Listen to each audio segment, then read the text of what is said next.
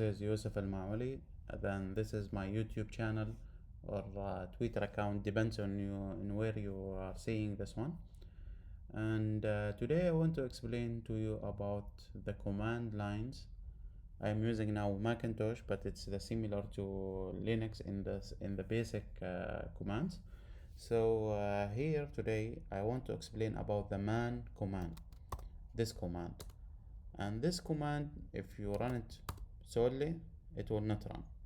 But if you want to man and put any other commands above after it, it will show you the details of that command.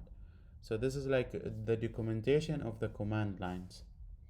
So here, like for ls list directory content, and you can put like every parameters, you will see it here, and if you press space, it will go down like the big down, but you can print enter, so line by line.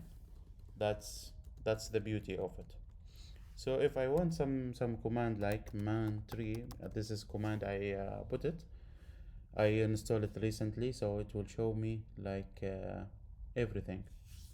This is the parameters, and down it will show me the parameter details. Like if I put -l, it will go for print all file printed.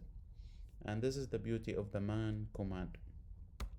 Follow me and subscribe, and usually we'll upload different videos for this. Thank you.